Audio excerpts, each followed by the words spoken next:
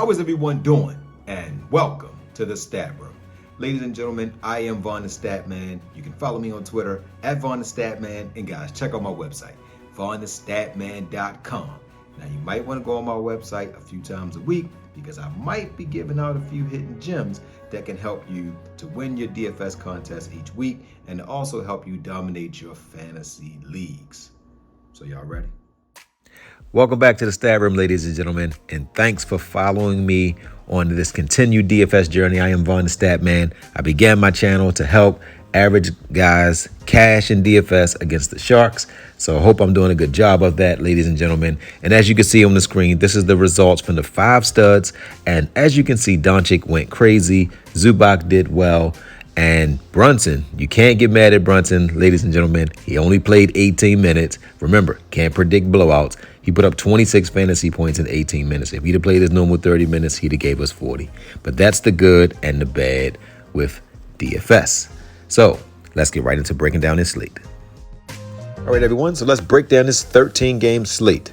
Now, remember, on 13-game slates, we do not play unlimited entry GPPs because on this slate, remember, each game, teams will run about 8 to 9 players. So let's just say 18 players per contest. That means you have to get 9 out of almost 200 players correct. Your odds for that is very, very low. Remember, we play smart here in the DFS community. And on these big slates, you don't put a lot of money in either.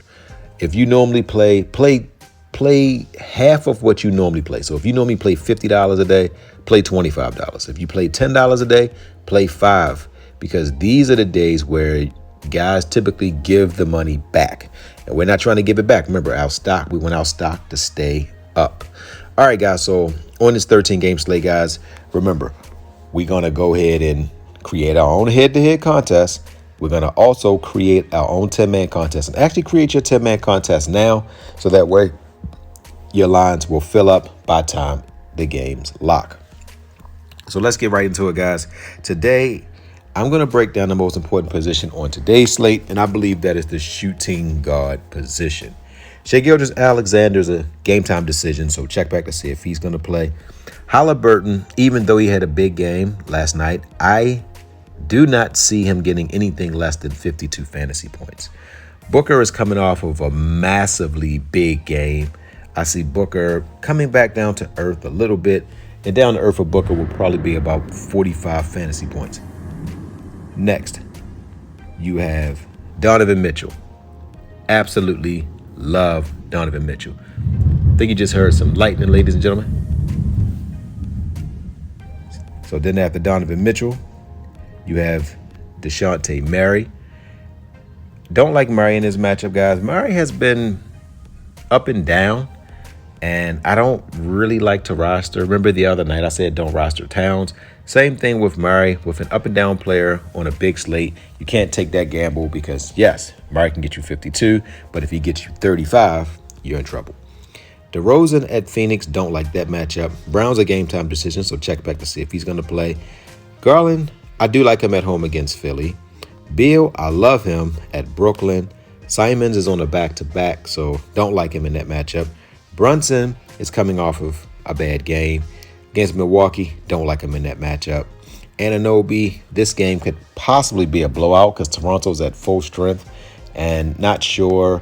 They already said Ingram is not going to play. And if McCollum don't play, this game will not stay close. Edwards, home against Memphis.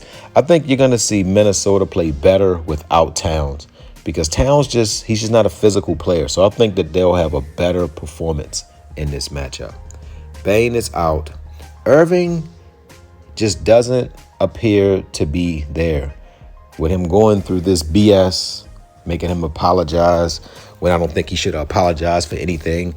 I don't think nobody has a right to tell somebody what you can put on your feed. Like, how can you tell somebody what movie to watch? You know, if you don't like what he posts, don't look at it.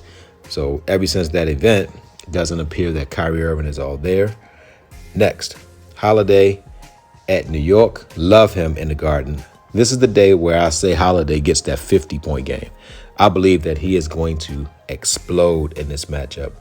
The next two guys are not playing. McCollum is a game time decision. Brooks is a game time decision. Middleton is out. Hero is a game time decision. Levine at Phoenix, I would say 30 fantasy points. Murray at Houston, I would say 36 fantasy points if the game stays close. Bridges had a phenomenal game at Chicago. I would say probably 30 points in this matchup. Barrett at home against Milwaukee, don't like him. Vassell, I love him in this matchup to get about 35 fantasy points. Wagner, I would say about 32. Giddey, I would say about 45. I think this is going to be a big game for Giddey. Green, not really sure how I feel about Green. Russell, I like Russell because without having Towns clogging up the paint, now you don't have two guys. You only got one traditional big and Rudy Gobert. They can also take Rudy out and go small, and I like them even better when they do that. Hart injured himself today, so you got to see if he's going to be able to play. He went to the locker room, so not sure if he's going to be able to play in tomorrow's game. Suggs is out. Hield at Sacramento. I do love Hield in this matchup. I think he's going to want to show his old team a thing or two. Smart, if Brown doesn't play, love Smart again. Clarkson, up and down with Clarkson.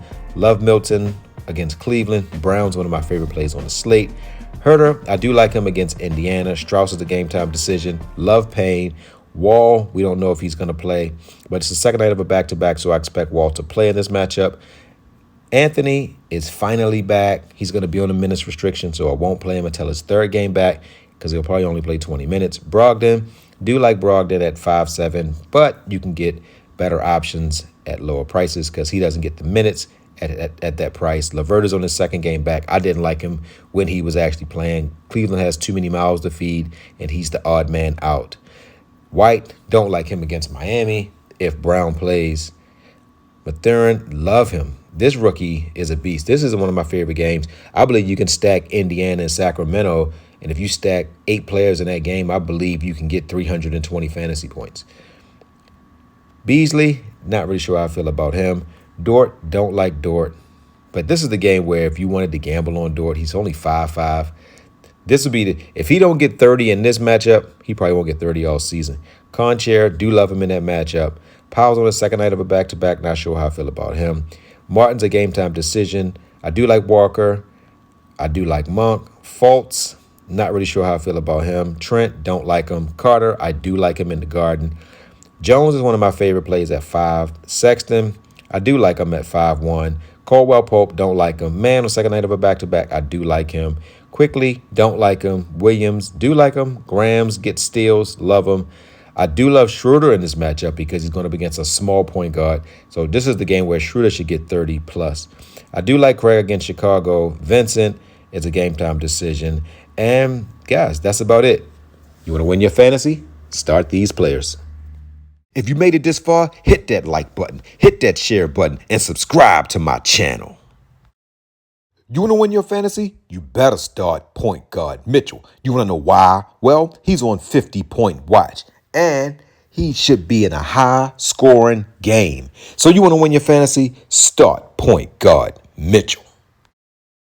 You want to win your fantasy? Start shooting guard Brown. You want to know why? Well, he's on 35-point watch, and he's in a game where he should get a bunch of rebounds, points, and a few steals. So you want to win your fantasy? Start shooting guard Brown. You want to win your fantasy? Start small forward marketing. You want to know why? Well, he's on 38-point watch, and he is a double-double machine. So you want to win your fantasy? Start small forward marketing. You want to win your fantasy? You better start power forward Sabonis. You want to know why? Well, he's on 50-point watch, and he is on double-double watch. So you want to win your fantasy? You better start power forward Sabonis. You want to win your fantasy? Start center Capella. You want to know why? Well, he's on double-double watch, and he should get us 2 or 3 blocks and should get us a steal. So you want to win your fantasy? Start center Capella. And my word for today is dream.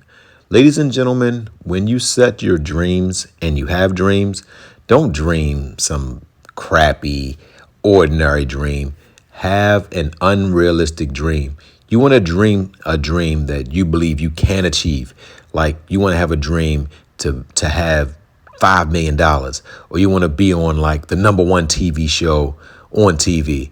You want to be in Black Panther, or you want to have unrealistic dreams because you want to set your goals high. You want to run a business and have 8 trucks. And remember, dreams do not come true until they're written down. And ladies and gentlemen, I know a little bit about dreaming big. So today, have big dreams, write them down, and then execute a plan. Love you guys.